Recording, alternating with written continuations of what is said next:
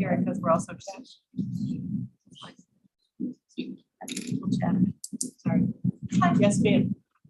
Oh, buddy.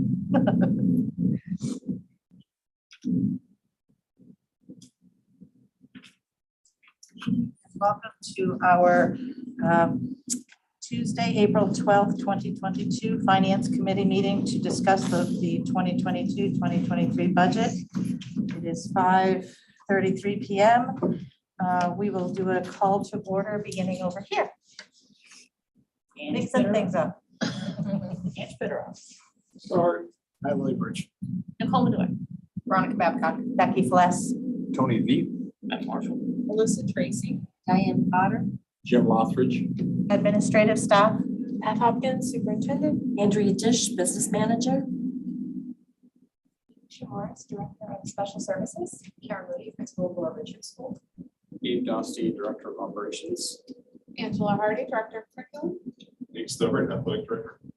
Chad Kings, High School Principal. Katie Gould, Principal at Helen Thompson School.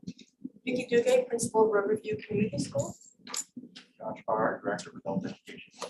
Sarah Sims, Principal Gardner Regional Middle School. Carrie McGuire, Director of Technology. That's everyone.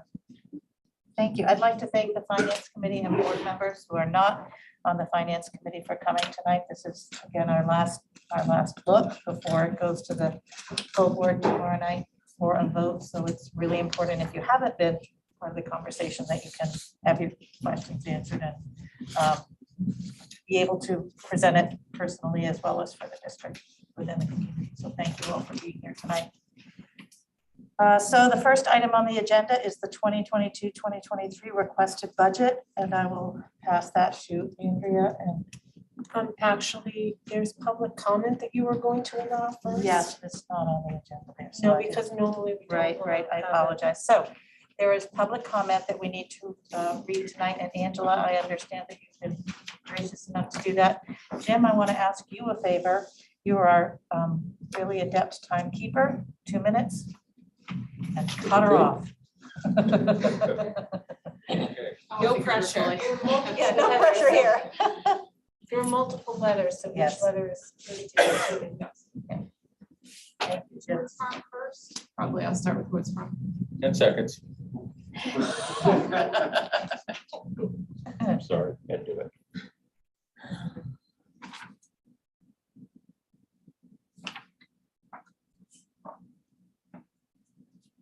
Okay, submitted by Jim Burke. Good evening. I am writing with regard to the possible elimination of the elementary guidance counselors from MSAD11. My name is Jim Burke, and I have worked for 30 years as an elementary counselor, the last 21 of those years in MSAD11 at TC Hamlin, Price Street, Riverview, and Laura E. Richards schools. It occurs to me that many folks may not be clear on what an elementary school counselor does, so I'll give you a brief journal of my last 3 days. At LER Monday, 8 a.m., chatted with 3 separate teachers about behavioral and emotional concerns they had for a student in each of their classes, discussed how I could be supportive to those students. 8:10 to 8:40, greeted and monitored students eating breakfast in the cafeteria. 8:45 to 11:15, met in small groups, 2 to 4 students in each group, working on the social skills of cooperation, teamwork, empathy, conflict resolution, emotion management. Total of 5 groups, 14 students. Riverview, Monday, PM, met with individual and small groups of students. Same themes as above at LER, total of 9 students. Met with 1 principal regarding future of guidance program. Met with other principal, social worker, and parent to set up parameters to aid a student's adjustment to social stresses at school. Tuesday at LER, greeted and monitored students eating breakfast. Taught 6 classroom lessons with themes of teamwork, inclusion, being truthful. Met with 2 individual students at their request about some problems they were having with peers in the classroom and on the playground. Wednesday at Riverview, taught 5 classroom lessons with themes of teamwork, conflict resolution, perspective taking, and point of view in interpersonal problem solving. Returned a phone call to a parent to discuss her concerns about her child's programming. This triggered another phone call and several emails with school personnel in order to best help the student. Consulted with 2 teachers who had concerns about students' social adjustment. met with a student at student's request to discuss a problem with their peer relations, consulted with an ed tech about the best approach to implementing an intervention supporting a student. So there are 3 typical days in a nutshell. Between 20 to 30 students met with each week, individually or in small groups. Extrapolate that over 175 school days per year, and that's just at LER and Riverview. Doesn't include Pittston Randolph or Helen Thompson. Between the 4 elementary schools, guidance counselors teach about 50 classes each week. That's about 1,800 classes per school year. I'd like to hear this if you don't mind. Themes of classes include kindness, safety, respect, responsibility, problem solving, truth telling, pursuit of quality, conflict resolution, emotion management, inclusion, peer pressure, teamwork, bullying prevention, affirmative action, to name a few. Think about the school climate and culture influence of those classroom guidance lessons. Think about the positive influence of all those individual and small group meetings. And this doesn't take into account the much needed small group sessions that I no longer do because of lack of time. Groups for grief and loss, stress management, changing families, and loved ones in jail. Please think twice about the benefits or costs of cutting the elementary guidance counselors. In addition, please understand that this letter is in no way a plea to save my job. Weeks ago, I submitted my decision to retire, so I have no motive other than to save a program that is good for kids and good for schools. Finally, my opinion on our general school budget. I've lived in Gardner for 30 years. To my recollection, the public has never once voted down a school budget. In fact, most of the votes have not even been close. I feel that the board has historically done a disservice to our students and staffs by putting forth austere budgets. I'd love to see public education funded to the high level that reflects how important it is to our cities, states, and country. Thank you for your time. Before we go on, we all received these letters. So when Angela calls time, I really need for us to do that. I haven't seen that one.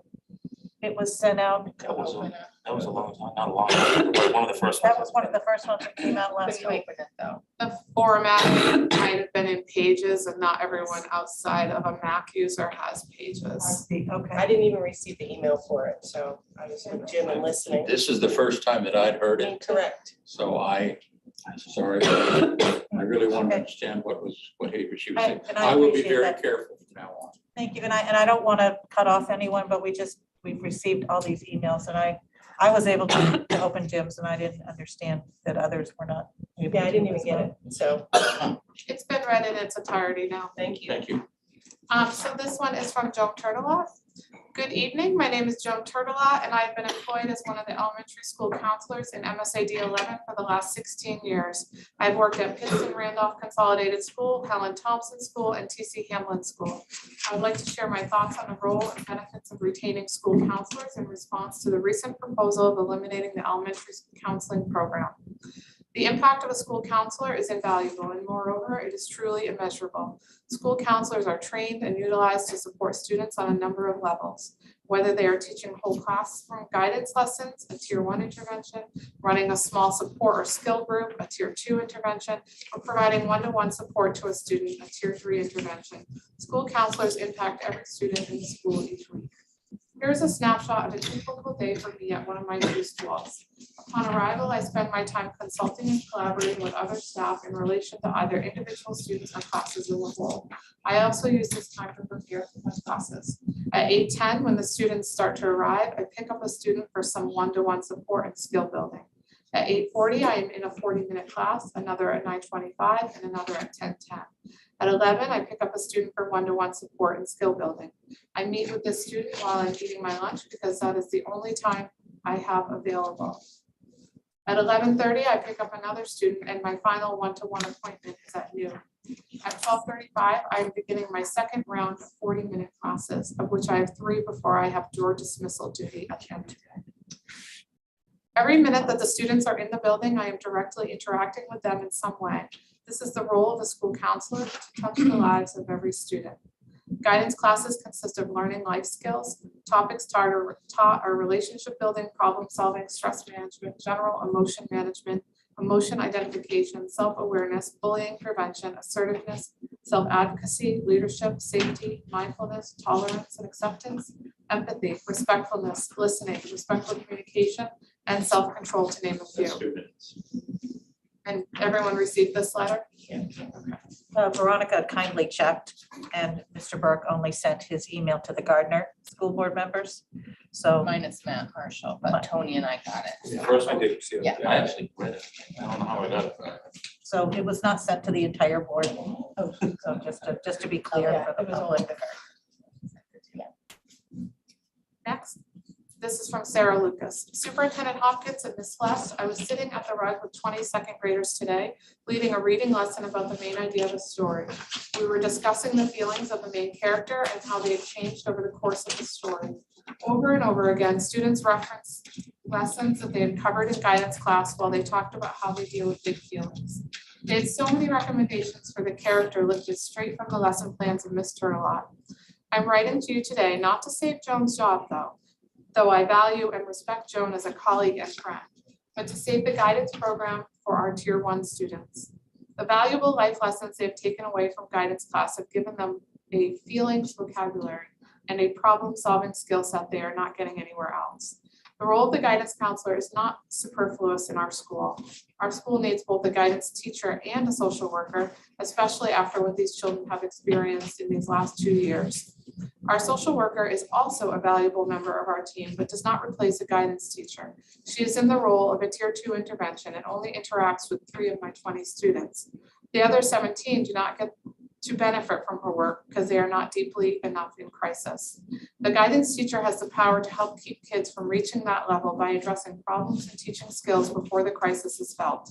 Without that in place, I anticipate even more students needing access to the already overburdened social worker. Removing the guidance program from our district negatively impacts every single elementary school student. And I'm hoping this email will help you consider the weight of that decision. Thank you for your time. Sarah Lucas, NBCT, Helen Thompson. That one wasn't received either. Yeah, I'm doing a little checking here, and it was not, these letters were only sent to a few people and not the entire board, so my apologies. We need to, perhaps in the future when we get Yeah, letters and like I've been this. out sick. I'm sorry. I haven't I just- been in to make sure that they're all distributed. I to just didn't, everyone. I didn't check either, so. That was read in its entirety and it was sent at 5:30 p.m. last night. This one was sent at 5:17 p.m. last night, written by Rachel Pelton. Sorry, the letters are smaller here, so I need to track it. Hi, Pat and Becky. I have just recently learned that the school counseling program at the elementary level has been proposed for elimination. I wholeheartedly plead that this not be the case. The American School Counselor Association describes the role of a school counselor as a person in the school that ensures a safe, caring environment and that students have the necessary mindsets and behaviors to advance academic achievement outcomes. School counselors work collaboratively with stakeholders to ensure equity, access, and academic success of all students. ASCA 2019 is the reference point. During my grad school years, I worked in an elementary school, and not only is a school counseling program necessary, but it is also vital to student success. I was there as a student found out that they had lost a grandparent. I was there when a student was being bullied and needed to tell an adult. I was there when a child was being bitten by sewer rats while a parent was in the other room doing drugs. I was there to call Child Protective Services for a little girl who was being molested by her stepdad. If this program is eliminated, who is going to be there? I'm so very thankful for the courageous men and women who are called into the profession to work with students who are too young to have a voice. School counselors are the people who keep the building afloat in times of crisis and turbulence. Kids deserve to have an adult who will listen to them and advocate for them and their best interests. Please don't take that voice away to save money. That would be a tragedy. I'm attaching the elementary school counselor role that ASCA created that further explains the importance of this role in the school counseling program at the elementary level. I implore you to read about what these fabulous people do for their students and school communities. Thank you for considering my plea, Mrs. Rachel Pelton, MS, professional school counselor, Gardner Area High School. I didn't plan on reading the attachment, but it is, you can search it. And the last one, it was sent today at 3:40 p.m. Only to Ms. Hopkins, so she shared it here. Here it is. Dear MSAD11 Finance Committee and School Board, sorry, this is from Sarah King. As staff members of Pittston Randolph Consolidated School, we are writing this letter in response to the proposal to eliminate the guidance counselor position at our school. Our students need a guidance counselor now more than ever. We recognize that some students also benefit from work with a social worker. Both positions are necessary to meet the social emotional needs of our students. The guidance counselor teaches our students a variety of important life skills that are necessary for a future filled with healthy relationships. During guidance classes, students learn about problem solving, managing stress, impulse control, kindness, acceptance, empathy, and how to identify and express their feelings. In small groups, the counselor is able to provide students with additional support that is needed in areas such as social skills and impulse control. The guidance counselor also works with students individually, and these are often students dealing with trauma in their young lives. We recognize that possibly a shift in the guidance counselor's job description may be appropriate at this time. Perhaps less frequent whole class lessons is a possibility, so there is more time for small group and individual support. When children are hurting, they are not able to focus on their academics. They also often have increased behavior challenges. Students need to feel safe first, and then they are able to learn. There are many behavioral needs, and with more interventions put in place for students that need it, all students will be better able to access their education. We need more people working with and for our students, not less. The guidance counselor is able to solely focus on our students' mental health, provide behavior support, and nurture their social and emotional needs. We ask that you keep this position in our school as it is crucial to our students' mental health as well as their academics. This investment in the future of our community is priceless. Sincerely, Sarah King, Linda Champa, Patricia Adams, Valerie Morin, Tracy McNaughton, Christy Woodcock, Ashley Carter, Marjo Knight, Stephanie Neto, Carol Carlson, Haley Rowe, Marie Terrio, and Tracy Booker.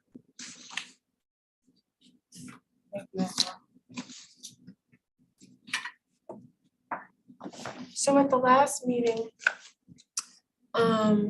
we informed you that we were waiting to hear more about the health insurance. Our rates did come in. Unfortunately, they came in at 8%, so we were not able to take any additional reduction. So at the last meeting, we were asked to come back and to show you what the budget and the expenditure articles would look like with all of the proposed reductions that we had reviewed. It's on this page. And we've, Which page? That one. Thank you. and we've done that. You will see that there is a worksheet that breaks that out, and the impact to taxpayers would be the 5.61%. And you can see how that's broken out by the towns. On the back side, you can see how that's broken out by the effects on taxpayers as we were requested to pull together. We were also asked to come back with a different worksheet that would show the impact to taxpayers if we added back in the elementary assistant principal at Helen Thompson. And that's on your next worksheet, and you can see if that's what the board chooses to do, that the impact to taxpayers is a 6.03% increase. You can see how that works out for each town. And then the impact on the effects of proposed property owners. So in the difference again is an additional $43,000, how that spreads. So you go from a 5.61% increase to taxpayers to a 6.03% increase to taxpayers. So that's what we've done, and I guess I would open it now to questions that folks may have. I know that there were just a series of letters that staff and other members have communicated regarding guidance. So I don't know if there are questions about some of these cuts or things that people want to talk about. Becky, you have some points on this. Yes, Matt. So the two counselor positions, One is gentleman's retiring. Yes, So is that included in the two? Is that, so we wouldn't fill that one? And then there's the other one. We're gonna cut that out. we turn it to a social worker position. Right. So that there would be a social worker in every single elementary building for next school year. And we talked about the fact at the last meeting that one of the social worker positions right now is funded using federal dollars. So the following year, those federal dollars may not be there. If they're not there, we could be looking at sharing 3 social workers. So the 70K savings would be really if we decided to keep the one counselor on, right? It would be 35,000 instead of 7, half of that. If you decided to keep one on, it would be 70,541. That's how much is being cut for one person. Oh, for one, okay, I was under the impression that was equivalent to 2. Okay. No, because the other position we are looking to keep, just changing it to a social worker position. All right, thank you. And then Elizabeth and Jim. Are we in a position where we can keep that counselor position? I mean, I feel like that was very compelling testimony. I kind of have to agree. Certainly you can always not cut $70,000 from the budget if you wish, or only go to one guidance counselor and not have an additional social worker. Administrators have really talked about what the needs are, and what we had discussed last time. While there is great value in a social worker, don't get us wrong. There's a lot of wonderful things that they do on a daily basis working with students. Right now, we're feeling like the greater need is for a social worker. Given this time and place and where we are with kids, what a social worker can provide is really what we feel we need to prioritize. So you said that a little bit backwards, not meaning to correct you, but you used the word social worker where I believe you meant to say guidance counselor First part. in the first part I think so. Okay. of your statement. Sorry, I'm a little foggy. No, it's really fine. I I've just want to been make sick sure for we're, a week now. yeah, and I just want to make sure we're not confusing it, so I'm not intending to correct you. But none of us doubts that the guidance people have tremendous value. Absolutely. What the administrators have said and guided the superintendent with is what we need more of is social workers. And that would put one in every building. One in every elementary Elementary building building, for the correct. time being. I don't know if any of the administrators would like to share their thoughts on that, or Angela, I know you've done some work. So if I'm understanding Ange correctly, if we reinstated one guidance position, then we would have 4 social workers, one in each elementary building, and 1 guidance counselor across 4 elementary buildings. That's 980 students for 1 guidance counselor. So we would have to make a decision, because that's untenable, as to whether a guidance counselor was to serve K-1-2 or 3-4-5, or only 2 buildings, but not the 2 largest buildings. So there's definitely, or entirely redesign the guidance counselor position, which would mean the guidance counselor would need to provide classroom tier 1 level instruction to all classrooms across all 4 buildings, so that the social worker whose skill set is more consistent with tier 2 and 3 would be providing that within each building. So that's just like a framing of a decision. Lisa, Jim, and then Matt. Before we do, I didn't know if there were some administrators that could provide a little. Yes, additional Karen, insight. please. So I'll talk about Riverview and LER as far as our social worker. So right now, we have 1 social worker that we split. So we have Lisa Munson that does 2.5 days at LER and 2.5 days at Riverview. Most of her caseload is so big that she can't see most of those kids but once a week. And if she's out, then they miss it altogether. she talked to me this just yesterday about how she's always in the wrong place at the wrong time. Like, we had a student in crisis, and because she had her caseload already at Riverview, she wasn't able to come over to LER to deal with the situation the child was going through. She has a wait list, so we have students who are in significant trauma, and I can't spell it out here, but either in pre-K too. It's not just our older kids, it's our pre-K 4-year-olds who are dealing with some significant trauma in their life. And they also see Lisa. So having a social worker being able to do the deep therapy for these kids in trauma is really what we feel is like is a really big need at our school right now. But our school counselors are great, but they don't get to the deep trauma. And certainly COVID has exasperated the situation for most of these students.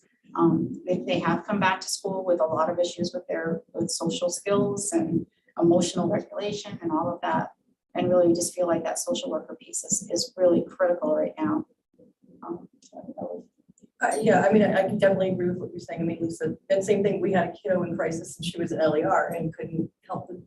Now, back to the guidance counselors. I mean, if we were in a budget where we could afford all of them, we would definitely, in this time frame, love to have guidance because they are the tier 1 and they do see more of those students all at once.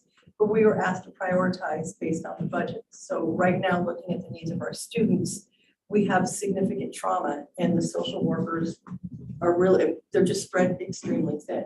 Now, again, if our budget could support all of it, of course, I don't like to cut anybody. But when we had to choose, that's why we got to that point. Just looking at the needs of the kiddos.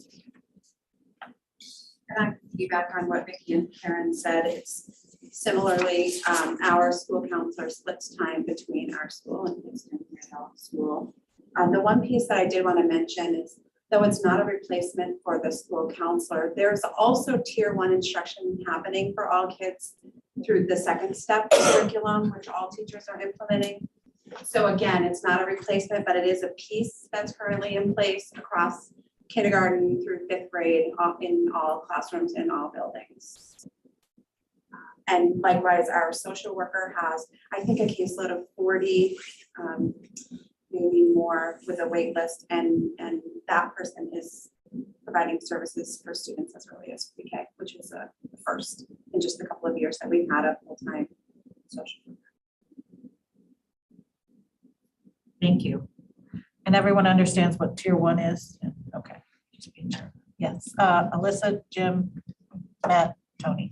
No worries. Thank you for your comments, because that's what I was going to ask. Just having had kiddos go through that, right? Having a first grader who has the level 1 classes, one that's gone through that, like trying to build, like what Andrew was asking, sort of that equity piece. I understand and appreciate that kids need deeper intervention, and that there's more of them that need it, right? But are we cutting ourselves off by doing that and not doing the tier 1? That's where I'm struggling. To your point too, of like, how do we have one counselor then doing 4 schools? That doesn't seem equitable at all. So I don't know. I also have friends who are licensed social workers, so I appreciate that role. So I'm torn. It feels to me like maybe looking at a rewriting of this role that could support the social workers makes more sense, and then actually having them in every building. But I know it's like we don't have an endless pot of money either. So, but I appreciate the comments from the schools too. Thank you. Jim. Yeah, I'm a little confused, but I'd like to understand it a little better. How many social workers do we currently have? We have 2 in our budget. No, I want to know bodies, not budget. Well, I was going to explain that we have 2 elementary social workers who are in our budget, and we have a 3rd elementary social worker that is paid for by federal dollars. Okay. So the proposal was for next year, given all the needs, is to turn this position, the vacant position, the remaining guidance position into a social worker position, so that next year you would have 3 funded by the budget and 1 funded by federal dollars. And that, again, is just elementary. We have more social workers, middle school, high school. So, but we actually have 3 social workers, the bodies that are doing the job, and 1 counselor right now. No, right now we have 2 2 guidance. counselors, but we're getting rid of 1 because he's retiring. 1 is retiring. Okay, well, we have 1 that's, and if we were to keep this system right now, just keep all 4 positions at the moment, we basically will be keeping our budget the same as it's going to have to be next year, because we will be paying for that social worker next year. Is that correct? Well, No, I don't know the answer, Jim. We talked about this last week, and I did say that if you want to maintain 4 for the following year, we'll have to look at whether there's federal dollars that will allow another year of funding, or based on need, if you believe that you want to maintain 4 positions, then yes, I said you would need to add money back into the budget. okay, I did not understand all the nuances you were getting to last time. Maybe I'm just a little slow on the uptake. But if we have 2 people that we are funding right now for social workers, and 1 person that we are going to be funding or could be funding as a guidance counselor, and what the federal government is coming across for 1 social worker. So basically, we're deciding that I just don't, I would rather wait till next year and find out when we have to make a decision, cutting a budget. Right now, we don't have to cut any, I know you've taken it out of this budget, I understand that. But the fact is that to keep the program the way it is currently structured, we could keep our money, the money that we're going to be spending, as the same as the following year, because we're going to have to fund it. If we stay with 3 social workers, we're going to have to fund it with 3 people in 2024, 25. So I think we should keep what we've got. And if it means deciding that, it certainly seems that the teachers at Pittston Middle School have very strong feelings about it, enough to signing a letter from all of them. I don't know if it's everybody, but I think it so. So anyways, I'm really having a second thoughts about what we're doing. So I guess two comments. One comment is I have had another communication that I have not shared, I won't share, other than saying that there are staff members who are fully in support of this proposal and feel like this, based on need, that they believe that this is the right direction, not feeling that that is something publicly that they wanted to communicate, but did communicate that to me privately. The second thing is this proposal that we've put in front is, again, based on the direction that we bring in no more than a 5 to 6% increase to taxpayers. And so if you want to keep that money in, I think it was Vicky, we have no issue at all with maintaining the programs that we have. I mean, we've already said that our programs here in our district are pretty slim. We don't have an overabundance of services and programs, but we understand that our budget this year, due to many factors beyond our control, with energy costs, with health insurance, with salaries, are really high, and we're trying to be cognizant of the taxpayer.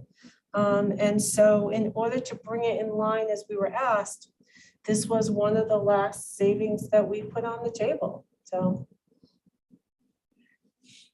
Matt, It was Yeah. Matt, Tony. My comment was gonna be to get the feedback from the administrators, because they're the ones who deal with it.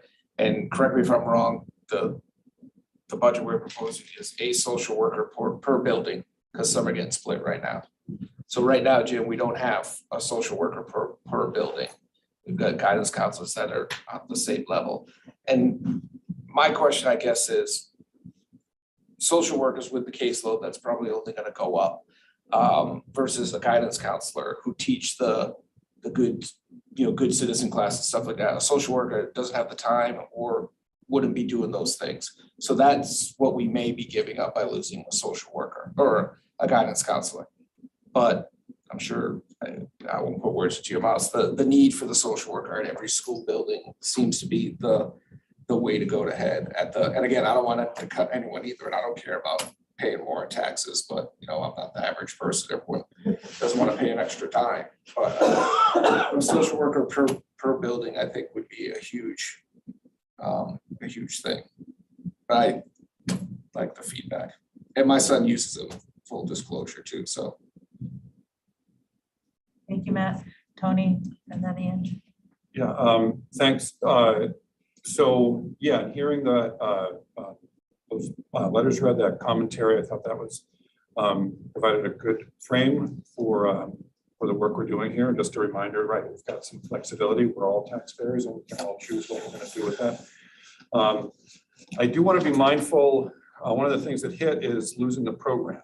And I know that when programs get cut, it's hard to put them back in. And I want to be mindful of that. Also using how we look at the tier 1, tier 2, tier 3, and the school counselors are doing that classroom stuff that gives them a chance to see all the kids or many of the kids. I get that a caseload of 950 is ridiculous and not necessarily sustainable, so they're not going to see all the kids. But it makes a good feeder system into the tier 2 and tier 3 work that the social workers are doing. I suspect we're seeing that, well, probably for a lot of reasons, but it's probably not going to go down anytime soon. My other concern that as we're talking about increasing the number of social workers, we've got federal funding coming in for one social work position for this year. For this year, for next year, and we'll have to see how it all plays out, whether there's any additional money for the following year or not. So potentially that would be something either we take on as a district to hire social workers. I am a licensed clinical social worker, full disclosure, but have worked with many school counselors and support that work absolutely. I want to be mindful that as the federal dollars potentially come back out, that we will need to backfill that. Obviously, either lose that position and go back to the rotation or find a way to incorporate that school counselor position. I would really hesitate overall to lose the program. I hesitate to find the wisdom in that. And I know we talked about the 5 or 6% increase, and I definitely don't want to pay more than I have to, but I appreciate the town by town breakdown, and just thinking about how that would spread out in my budget. I want to ask Andrea a question just so I can see if I understand how maybe some of these numbers are working. So you gave us 2 budget worksheets to talk about if we added back in the halftime position for 43,000. Yeah.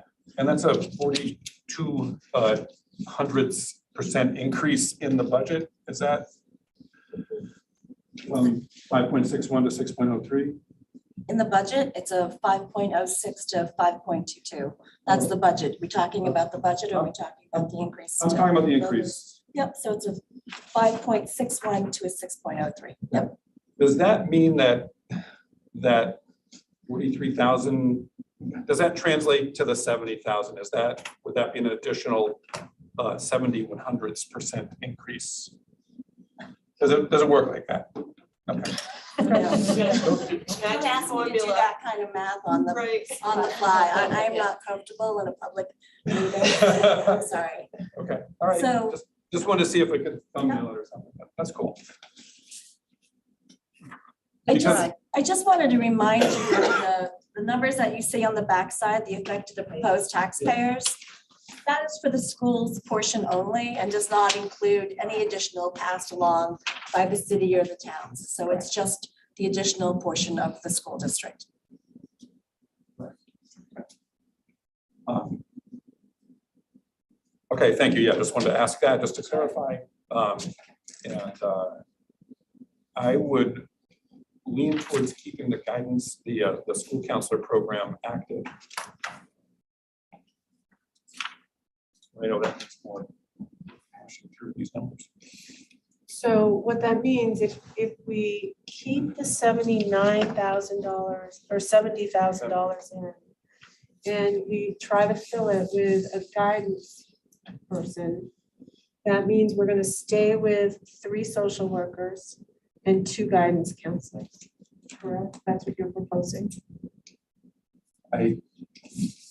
That would be adding another social worker, which is And add another social Right. worker, take another $70,000. So you want to add, if you want to add a 130,000. social worker and you want to keep 2 guidance counselors, then you would need to add in about $140,000, because now you're talking about adding a new position and So- maintaining a position we were proposing to eliminate. because one is untenable, as we've been told. One guidance counselor, one school Or counselor. all the schools. It's not, that's, That just seems convenient, and I don't mean to be rude. Like, I hear what Tony's saying in a way, like, we have to, it seems like we need to revamp the program in general, right? For this team of 5 to 6 people to work as a program, right? And I guess that's where I don't understand the nuances of the tiers. And I can appreciate that some folks have to do that. But I'm with Tony in that if we have 2 now and we run the program, we need 2 to run the program, and then we need social workers. And then if we need a 4th one, we need to figure that out. yeah, Joel's my question. Yes. See what the question is. I think based on what I heard and understood is that having 4 social workers is a need that's been identified by our administrators. So that I feel like that needs to happen. But I'm also of the opinion that losing the guidance program will have ripple effects that, affect students down the road, because I have a kindergartner and a 1st grader, and I've seen how that program enhances their social and emotional understanding. So we had 2 positions, and one of them we were expecting not to fill through attrition. So if I would be inclined to suggest that we try really hard to save that program somehow, either by arranging it in such a way that one person can do it without Herculean efforts. Or I understand that we're in a tough position for filling both of them. But I still feel that it's kind of important. That makes any sense. So before Angela had her hand up, so before I call on you again, I'd like Angela to have an opportunity to talk. I'm in support of guidance and social workers, but I want to be really clear here. The administrative team thought very hard about this. No one is comfortable with this fully.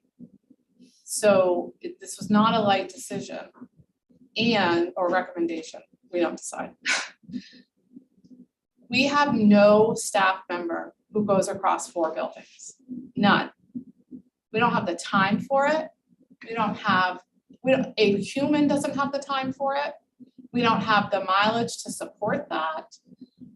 980 students is unacceptable for any one individual. So I just want to be really clear, if you're supporting a guidance program to keep the program alive, it is not a program, it's a person. Okay, and if it's a person and we're going to support a person as a guidance counselor, there will be sacrifices. We will not have the program that's suggested in the letters. We will have one person where we will have to make an informed decision to enable equitable services across 4 buildings, which might be 3 buildings if we decide certain grade levels receive support because we have the way LER and Riverview are set up. And we don't have anyone working across 3 buildings except for instructional coaches. So I just again, I can support whatever decision you make, but I want to make sure that since you didn't spend the time developing the recommendation, that you're sure you understand all the details that went into the recommendation. And that there are counseling guidelines. And so we will need to look at that framework to make sure that whatever decision you make is not only tenable for the human, but also appropriate to guidelines. And so it will not be the program we have now. If you want 2 guidance counselors, we can edit the program slightly and make it maybe more effective and supportive than it is now. I mean, I think it's a lot for 2 guidance counselors already. And that sounds to me, if I'm clear, like $140,000 increase in the budget, which is going to go over the threshold the board asked the administration to provide. And if you want us to move back, then we're looking at teaching positions. There's pretty much nothing left to cut except for teachers. I mean, and sorry, Pat, that's probably Pat's role, not my role, but I want to be really clear that no one is going into this situation without heartache. And I also want to be clear that if you're going to support these decisions to add, just know that it's not going to be fully what was discussed in those emails, because it can't be. And we can't have one person only serving one school and not serving the other 3 schools. So one school gets a guidance counselor and no one else does, unless there's a set of data to support that, which we haven't displayed. And we don't have data that says one school is in such a crisis that that school should have a guidance counselor and a social worker. Instead, we're fortunate enough to have crisis spread across all of our schools. And we're finding ways to manage that as best as we can. And so of course, a guidance counselor and a social worker is the best of both worlds. But if we have to make decisions, I want to make sure you understand the recommendation that went behind, all the details that went into the recommendation behind that. And I hope I'm not speaking out of turn on behalf of the principals. Like they work even more closely with these staff members. So it's the worst part. Some of the worst parts of the job is making these sorts of decisions in order to stay in alignment with the recommendation from the board because of the impact it has on our taxpayers. Thank you, Angela. Jim and then Matt. Are we going to hire another social worker? Is that the idea? If so, we will end up with 4. One of which will be funded by federal dollars for this year and this year only. For the current year and for next year. And then, Yes, for and the then following. again, we'll look at whether we have any money left and make determinations for the following year, because the money can be used up till 2024. There's no guarantee there would be My another hope 3rd is year. that, and I don't, we've gotten along all these years with 2 social workers throughout the system, as I understand it. And we added a social worker in because we had the federal dollars available. The idea being that we would meet the needs of the crisis that we have been presented with because of all the kids being out of school. But hopefully we would be coming back to a somewhat of a normal in a year or 2 from now. Or are we going to be in this doldrums for the next 20 years? I mean, or 5 years? It makes no sense to me. I don't know how to answer your question because I don't know what the future is going to hold. We only know what we're experiencing currently. And currently we are seeing more and more students coming to us in crisis with considerable trauma. And so you've heard some of the caseloads that we have social workers dealing with supporting 40 students in a building with a wait list. And I would say that's probably typical in every single building. Angela, thank you. That was you articulated that very well, and I don't think anybody could articulate it any better, frankly. To think that one guidance counselor can do a workload of almost 1,000 students is absolutely ridiculous.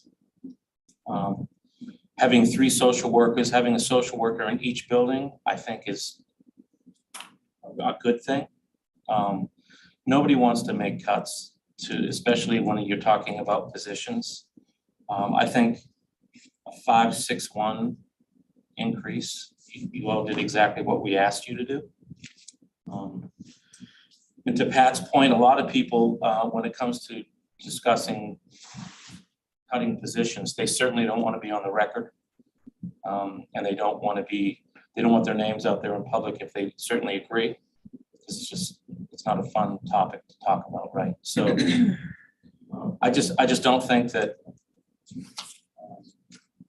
1,000 student workload for one person is just insane.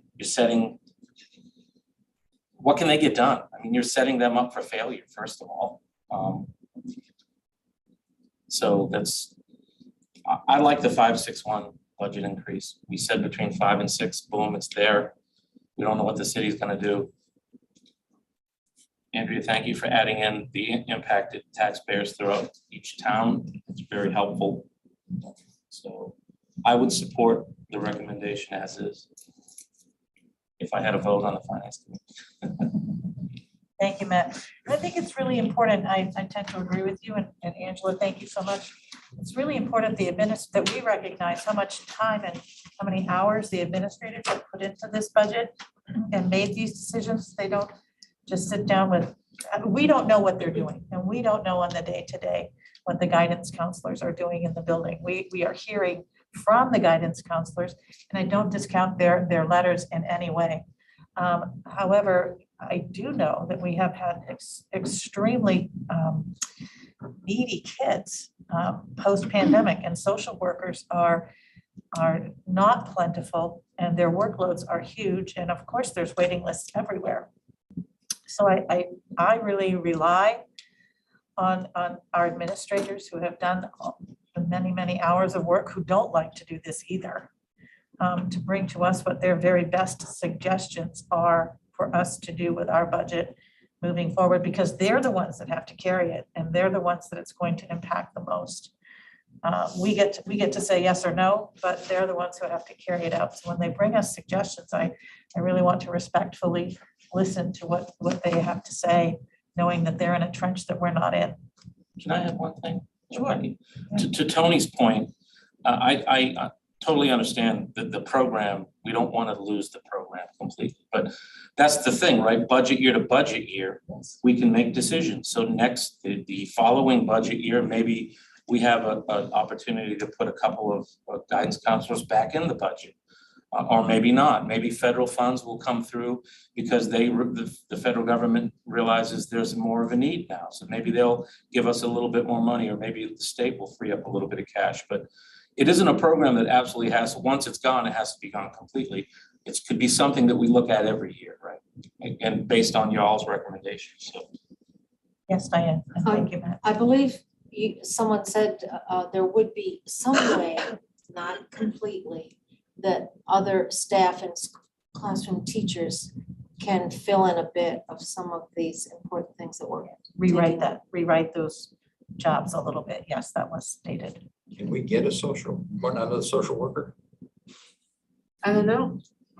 I mean, what we will advertise, we don't know that we can get another school counselor. I think I mentioned last time that we really struggled to fill the position when it was vacant 2 years ago, maybe it was 3 years ago now, that there were not a lot of applicants for those positions either. So whichever direction you choose to go, I can't guarantee we'll fill either position. We've been really fortunate last year, this past summer, we were incredibly fortunate in hiring some very skilled social workers, and we filled all of our vacant positions, and I am hopeful that we'll do the same this time. As someone who's in the school daily, I I wish we had the money to have a social worker and 2 guidance counselors. Because it is what's needed for your tier 1, tier 2, and tier 3. But the need of that social worker is just invaluable right now with the crisis that we're seeing in schools. And Jim, I believe that we're gonna see this for the next 5 to 10 years, the crisis these kids are going through. I don't know why. I think it's just teaching is a lot harder than it ever has been. These kids are coming in and they just don't, their basic needs aren't met, so they can't learn anything. And we just need those skilled individuals. And again, 1 per building is definitely not going to be enough either. There's still going to be wait lists, but at least it will lighten the burden. I would hope as an administrative team, you would find creative ways to make sure that tier 1 is still getting done. I like the idea that step 1 will be done, program is done by the teachers. It'd be great to have some other out of the box thinking to make sure when those little tier 1 problems arise, that there's somebody that's able to address what the guidance counselors have been addressing.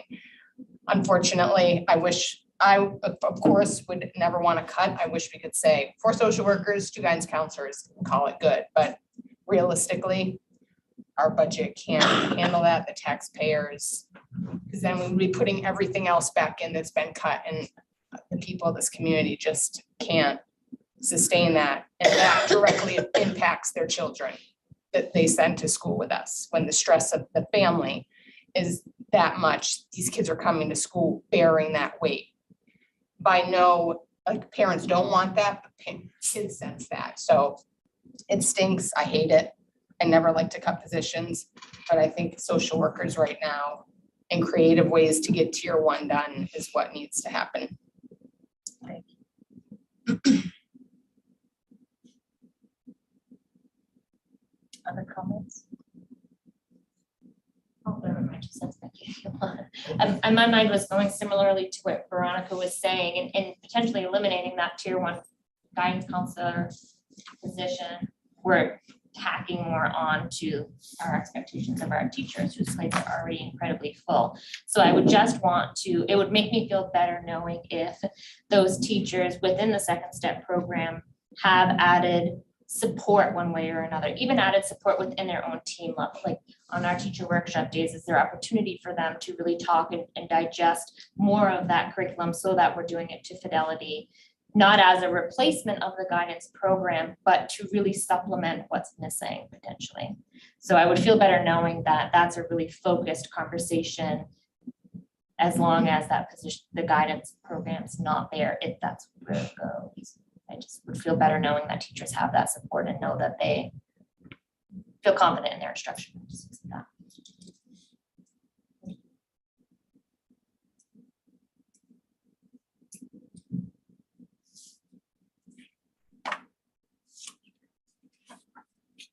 So where do we go next?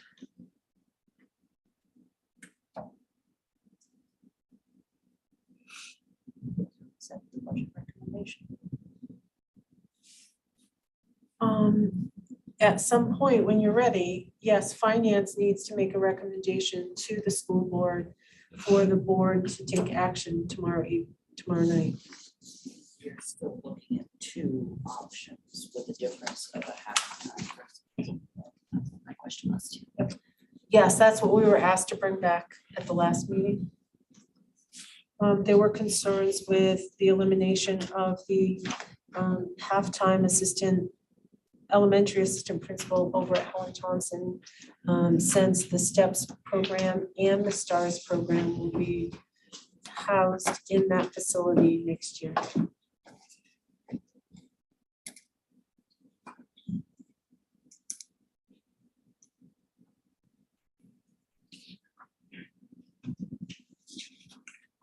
Question of it.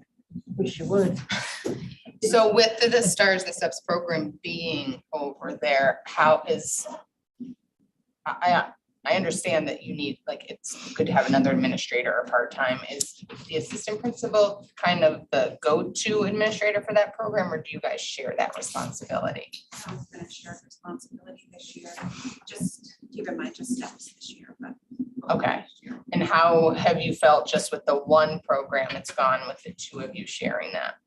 I mean, it's great to have someone to share that responsibility and be available to be a go-to person. We have 7 students currently in the program. And being the first year, I mean, it's been a huge shift. It's just been a huge change. You know, it's different energy in the building, new staff, kiddos with different needs, maybe, you know, in some cases than we've seen. And so there's the 7 kids, you know, you would think doesn't make a, 7 kids might not necessarily make a big difference in a building, but it's brought value to our building, and it's been great to have a partner to share the responsibility. How many more students will the STEPS program bring in? You know, for an estimate? Stars. Stars, I mean, sorry.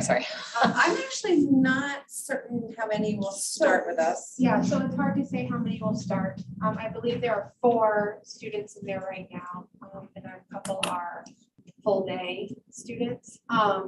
Each self-contained program, both STARS and STEPS, so the autism program and the behavior program, can have a max of 11 students. So that could be potentially 22 students. If both programs are full, which is 22 annual IEP meetings a year. That doesn't take the emergency meetings or other meetings that parents call. So again, if programs are at capacity, it is a significant amount of work for one administrator. Now, I'm always happy to, you know, be part of those IEP meetings. And sometimes there are meetings where I'm involved and the administrator is involved as well. And it doesn't include your like resource room type IEP meetings either. Correct. So This is it's just the special program. right. Okay. I see. Yeah. And just realistically, you know, there's been IEP meetings where there's been 2 principals and you in them because it goes across buildings. Yeah. So I could sit in one because I'm the Riverview principal and programs housed at my building. Pittston principal could be sitting in because a student is from Pittston. And at least you could be sitting in because it's an emergency IEP. That's not unusual.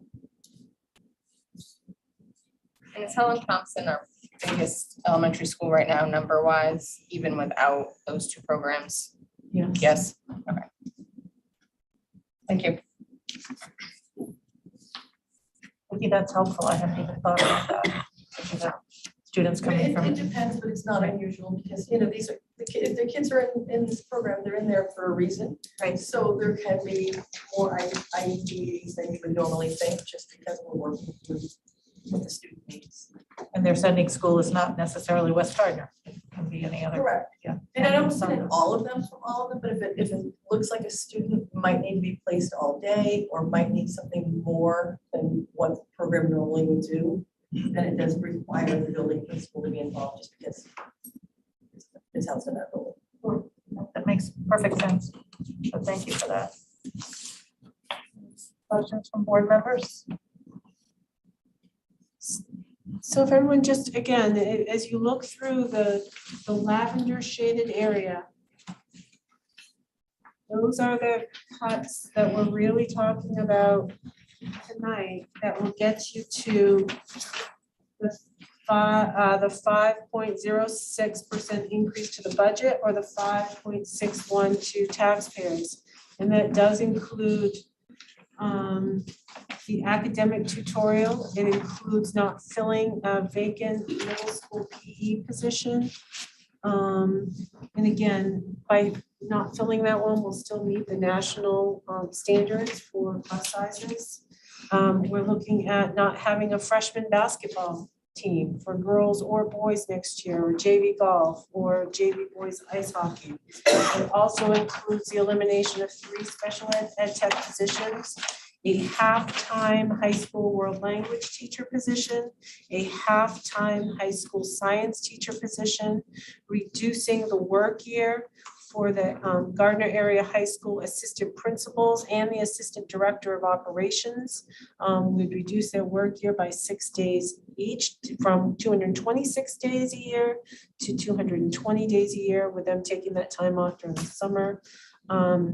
And we have a grades 8-9 transition program that has not been as attractive to students.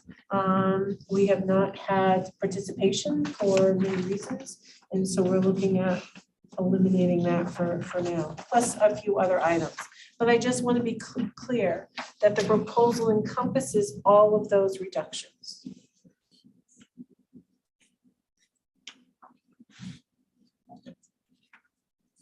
Yes, Matt. So for the English majors, bad with math, if we stick with the purple, that's the 5.06. If you stick with everything Green and on this purple. page, green and purple, yes. And just green is 561. Sorry, see, that's why. 561 includes adding back in only the halftime assistant principal. Okay. I didn't bring down the proposal to just do the green shaded. Oh, that's fine. Sorry. No, got it. That's why I want to clarify. I don't know why you can't do numbers in your head, but. Because I'm on tape. No. Other questions?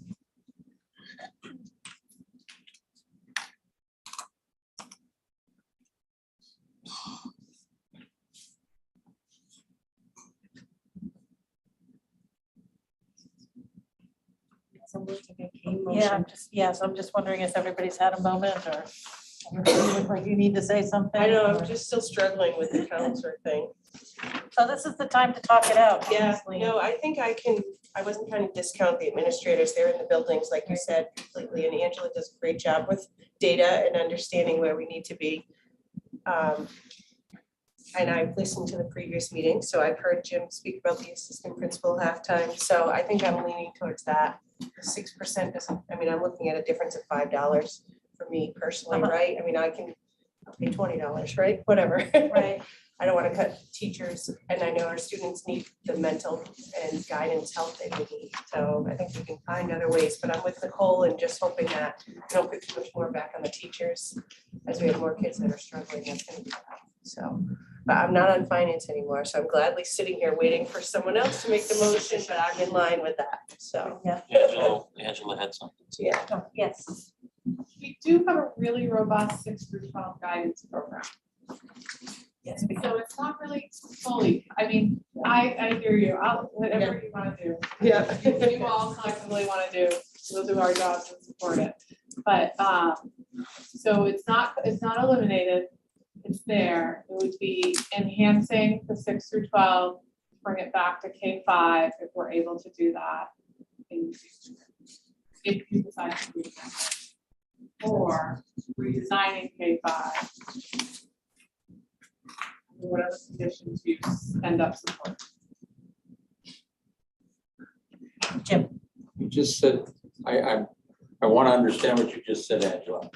You said enhancing the 6 through 12. You have a really strong 6 through 12 guidance program. So when you're saying we're cutting a guide, we're eliminating Okay, a guidance program, but we're you not really used the word- eliminating it. We're eliminating it, we're reducing the elementary portion of a robust guidance program. And so if you want, when you go to add it back in, there's a thread of guidance support in our district. There's proof that we support guidance counselors. It would be harder if we had no guidance counselors at all in the system. I just listened, I heard the word you said, enhancing that program. I'm thinking, are we going to be adding something to that program for the older? No, okay, that's all I wanted. But what we are gaining is a social worker in each building. Yeah. Okay. Yeah. So you need a finance committee member to make a motion. I would make a motion that the finance committee support moving forward the preliminary requested budget worksheet that has a 6.03% increase and includes the halftime principal. I'll second that. All right. We have a motion and a second. Questions or comments? Covered it all. Well, I know, but that's, Robert's rules in friendly fashion. So Just want to make sure everybody has their opportunity, because So that proposal is an increase to the taxpayer, how much, what percentage, 6? It's a 5.22% overall increase.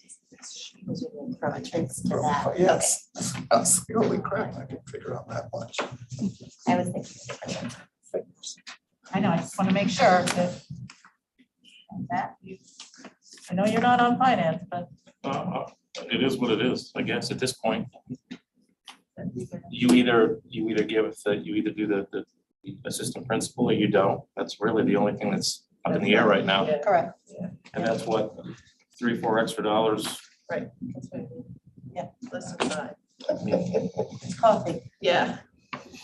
so say something. next year, hopefully, or the year after, we'll be in a better position.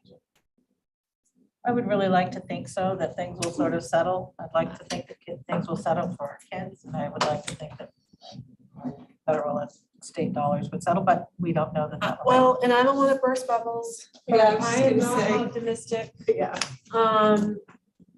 We've talked about carry forward. That's decreasing, so the amount of money that you're going to be able to use to offset the impact of taxpayers, you're gonna have to take a hard look at that next year. You're still going to talk about a bond in a future year, that will add money to your budget.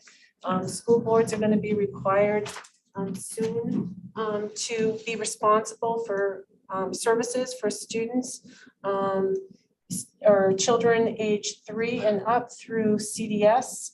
There's gonna be a cost associated with that. So And I enrollment. just to be realistic, the forecast doesn't look to be any better in the future. And student enrollment continues to decline. So just a reminder.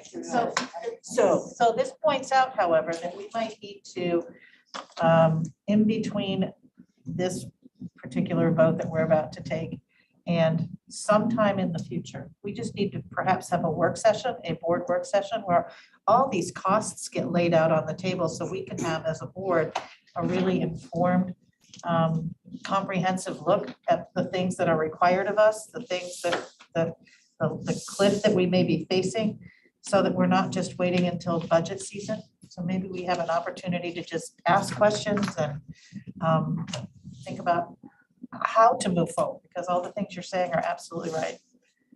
And it's hard to do it when we're looking at one dot on the painting. It's very hard to do. Becky, So, yes. I would just like to point out to anybody that's watching, just for general knowledge, there are no nice to haves in this budget at all. No. No. I mean, when we're talking about cutting positions and cutting programs, scholastic programs and uniforms, I mean, we are sharpening, the administrators and the team sharpen their pencils. Right. So, it is what it is, I suppose. I saw in the news this morning, Portland's is a huge school district. They had a 5% increase in their budget this year. So we're ballpark. I agree, Matt, I think you're right about that. And I want us to be a really well-informed, high-functioning board because we understand all the things that are required of us. And you're absolutely right, there's not a lot of nice to haves here. There's no nice to haves here. And so the more that we understand it as board members and we talk with our communities about it appropriately, we can present where we are. It's just really important that we can support the work that's being done. Typically, there's a wish list every budget year, and that term didn't even come up this year because it wasn't non-existent. Which we didn't have to do this, that's the wish list. And historically, we have been able to gather data from the state. The state has changed the way in which it shares some data, but historically, we've been able to provide data that shows that we are in the lowest percentage of school districts and how much we spend per pupil for our students. So we are not spending as much as many of our neighboring schools, and we are certainly spending well below the state average. Right. So I agree. There's no slush here, right? This, The room has no wiggle. It's pretty lean. I just want to follow up on what you said because I don't want it misconstrued. When the state did its per pupil expenditures, it pulled out things like facilities, So if you're doing a straight one-on-one, I don't know that it would we would have the same results, but when they did their per pupil expenditure, all of our facility expenditures were pulled from the calculation, so I'm not quite sure we would be where everything, certainly we are nowhere near the top, but I'm not sure that we would be in the bottom based on the number of school buildings that we have. Sorry. I just want to differentiate. There you go. Hear that, Jim? I never wanted to be at the bottom of that list, period. I don't want to be at the top, but I would like to be in the middle range. In the middle is Because great. that's where I think we service the students best. Absolutely, the sweet spot. Yeah, I never wanted to come in here and try to be race to the bottom. That is not a good idea. And Let's race to the race. All right, so we have a motion, we have a second. I think we've perhaps talked this to death. Finance committee members, all those in favor of presenting this to the full board tomorrow night for a vote?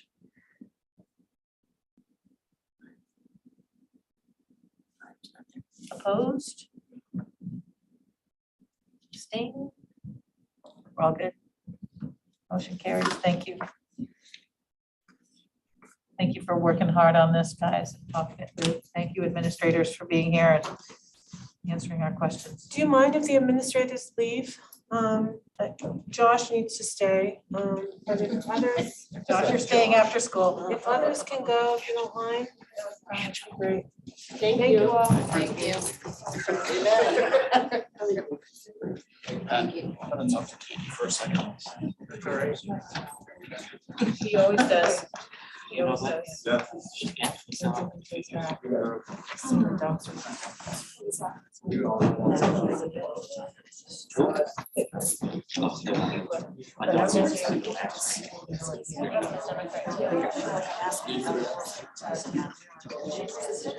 So, Josh, maybe you can come up here. It would be easier for everyone to see you.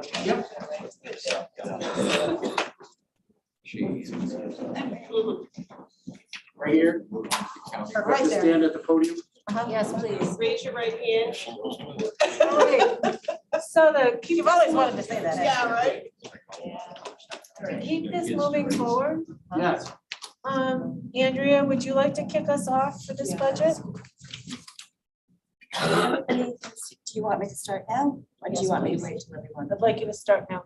So, in the packet, you have pages 1, 2, 3, 4 of the adult ed summary budget, and then you also have 2 pages of revenue. As you look at this, adult ed is split into two different fund codes. One is 1500, which is the adult ed instructional pieces of their program. It includes the local literacy and all the things that the GED program or the HiSET program. High school. So, and then the other portion of this is the part that we call enrichment. It's the basket weaving. It's all of those classes that are offered on the side that are so much fun to take. Just an aside, so that people who are watching from home realize the enrichment part of Josh's program actually helps to fund the instructional programs. So in his budget, you will see actually a revenue transfer from Fund 6150 to Fund 1500. So the last page that you see is a separate worksheet from Josh's budget. You see I've broken it out on the top right-hand corner. The Fund 1500 is 195,600. The 6150, which is the enrichment portion of his budget, comes in at 67.5 for a total requested budget of 263,100. That's $50,220.63, or 16.03% less than it was in the current year. His budget, look at the worksheet, you will see the miscellaneous revenues that we are projecting from enrichment, from TRIP, from the driver's ed program, from career and tech, as well as there's 14,500 in the budget that we give back to Josh. It flows through the ED 279 that is using the district budget to help fund adult ed. He's using, adult ed has their own carry forward from year to year. He's using $10,782 of the carry forward.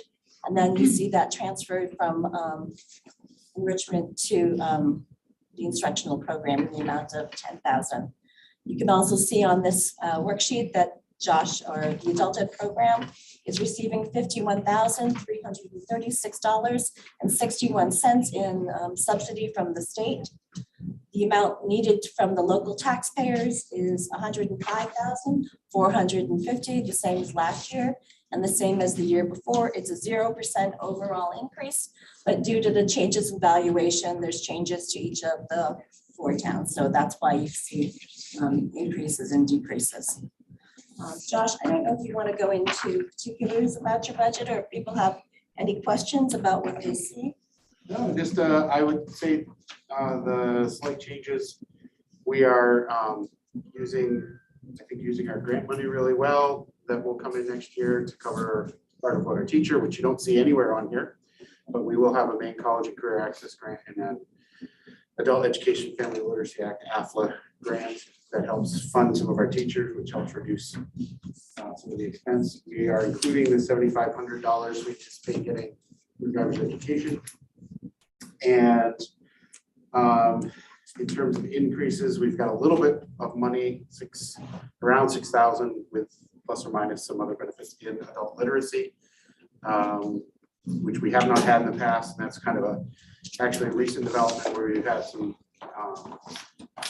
we've identified some students who need some basic reading help, a number of them. So we're moving to make sure that we're supporting them. So those are the significant changes. I don't think there's anything outside the ordinary. Little shifts here and there in terms of using software, books, supplies, that sort of stuff, but nothing that I recall being super like a real big change. So you would say the overall decrease in your budget is due to the enrichment programs. Yeah, so enrichment obviously took a hit. So you know, there's 50,000 decrease in the overall budget. Really, that comes down to, if you look at the revenue, because the way it works in our budget, your revenue and your expenses in the enrichment piece have to balance. And you'll see the revenue says 30,000 each in enrichment receipts and then in the trip receipts. So typically we have operated at about 50, like the budget has had about 50,000, but enrichment is smaller. I'm not sure it's going to bounce back all the way. So it just reflects a more honest representation of where we're at in the coming year. So if it goes over, enrichment pays for itself, right? So it's not going to, the budget, if it goes over in that way, we've already brought in the money to pay for what goes over.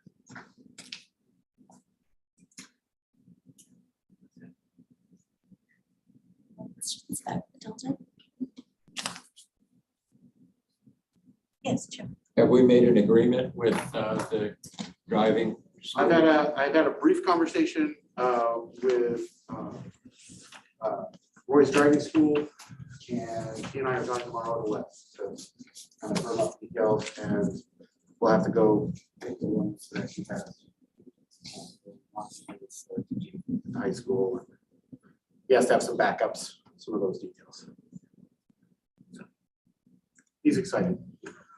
So, he's happy to hear from you. There are no roadblocks or anything in that? Not that I foresee, no. Okay, good.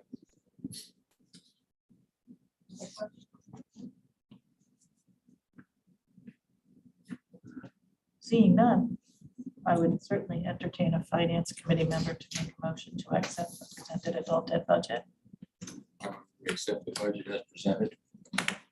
And a second. Excuse me. Questions or comments? All those in favor? Motion carries. Thank you. Thank you. Want to get to go now?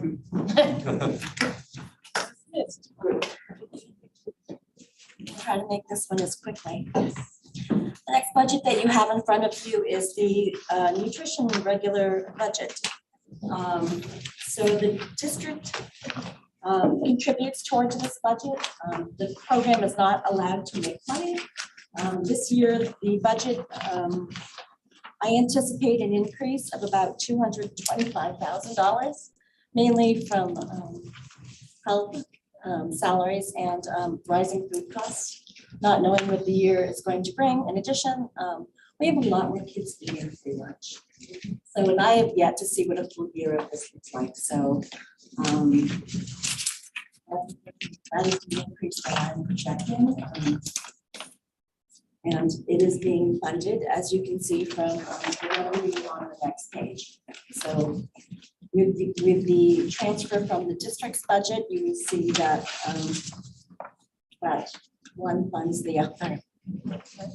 The transfer in the district budget is $214,061. And what happens at the end of the year, whatever your program is in the hole, I will transfer enough to bring it to zero so that they're no longer in the hole. And the remainder stays and carry forward.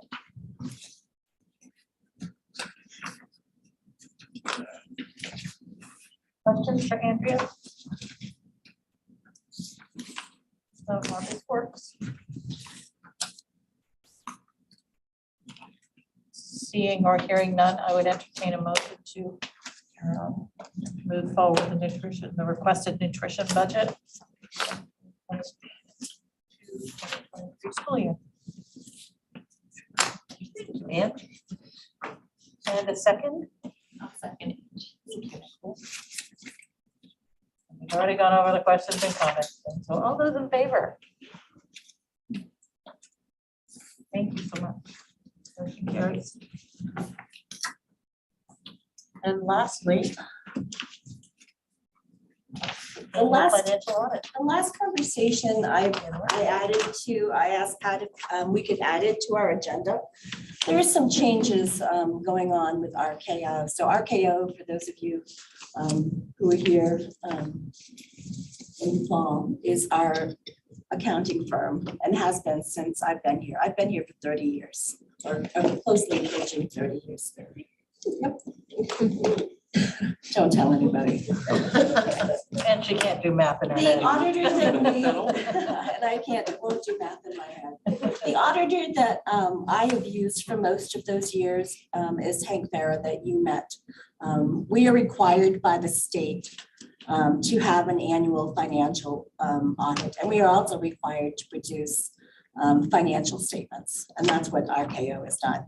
Hank has chosen to leave RKO, and Hank is widely respected by me and also by our attorneys. They use Hank for their seminars. So that is the regard that Hank is held. Hank has left RKO and he's opening his own consulting firm. And he is going to do not all of the things audit, but a portion of the things audit. So Hank is going to do the portion of the audit that would require him to do the financial statements. And then somebody else would need to do the actual audit purpose. Would need to do the actual audit rather. I am coming to you and I am asking for you to allow us to use him for his consulting, to allow him to prepare the financial statements, and to either allow us to use another auditor in in RKO, or another auditor that Hank works closely with to do our audit. I'm coming to you because I'm asking this because I have faith in Hank and the work that he's done. He is top notch. And I would very much like to continue working with him and using him. So sorry. Don't apologize. I would like to add that Hank is Andrea in male form that likes cats. I mean, if you want somebody that's picky in the nicest way, but really has their ducks in a row, fingers on the, Hank is just outstanding. When the state reaches out to a school auditor, they reach out to Hank. and releasing that relationship Has with he me. briefed us before? Yes. Yes, he has. He is very good. Yeah, He is a great guy. and I was gonna say Angela being modest about Hank. Every time he comes before us, he has nothing but amazing things to say about our books and everything, and he has to really dig deep to find Oh, he something. did, he did. Because you can't say it's all perfect, but it's damn near. It is mutual admiration, and part of the reason, another part of the reason that I'm asking you is governmental accounting auditors are becoming harder and harder to find. 3 years ago, I got a call from another school district who is run by a former employee. Audit firms are releasing people because they can't find people who want to become CPAs. So while they can work on an audit, they can't oversee the actual audit. So Hank is a CPA. They are struggling to find people who want to do the work, the same way that we're struggling to find people in education. And it's a problem. So It's not I'm not exciting going for to the go younger into, crowd. No, it's I'm not very sorry, sexy. Matt? It's not really exciting anymore No, for the younger well, crowd. you get to spend all day with a calculator and Yeah. look through other people's papers for 9 or 10 hours a day. So there's nothing sexy about it. But if you're into that kind of thing, so be it. But auditors are really struggling. So they're starting to release clients. And it's really hard for school districts to find reputable firms. There's only so many in the state of Maine. So that is why I'm coming to you, asking for us to maintain that relationship with Hank and either RKO or another associate another CPA that he is recommending. Jim? Is it gonna cost us more money to go with Hank and another firm, or are we gonna be a wash? So you used to get a discount because they used to bring, our books are very clean here. So they used to bring trainees here. Right. They're not gonna be doing that anymore. They just don't have the time to do that. I anticipate the audit going up by about $2,000. So I anticipate $10,000 being charged to